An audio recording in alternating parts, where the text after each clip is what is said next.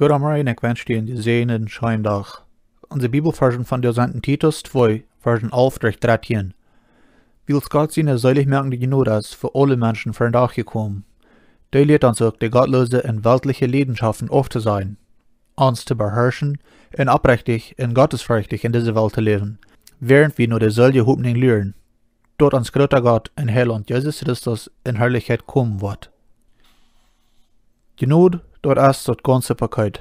Nicht allein, waar we geraten Jnod, aber de Jnod is ook die wat ons wieder leren deed, Gott te verstaan.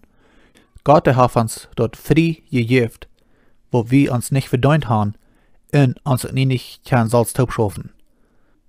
Dit part van de Jnod zal de gläubige persoon den verlangen geven, nee te zijn, te de dingen wat aardig zijn, en ja te zijn, voor de dingen wat reich zijn. In dat goed bekende Engelse lied, Amazing Grace, du fing we de weer, it was grace that taught my heart to fear, and grace my fears relieved. So, wann we deze weer verstaan kan, dan zullen we dollar dankbaar zijn voor de Jnod wat God ons gegeven heeft. Maar, niet alleen raad de Jnod ons bloos, aber de houdt ons ook.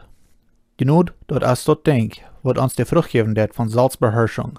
Dat is die, wat ons leren deed van de weltliche dingen af te leven, wanneer we in deze deel zeer oorgeboden stehen. En waar, Jnod, dat raadt ons niet bloos, sondern dat zet ons ook vrij.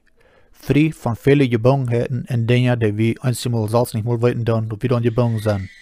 Dat is de gezegende Hopninj en de gezegende Jnod wat God ons geven deed, zoals ik al zei deed, wat we ons niet verdient hebben en niet gaan opschaffen, woont ons zal.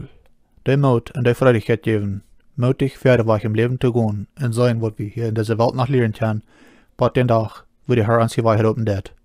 Mag Gott die wieder segnen en een schönen Tag geben.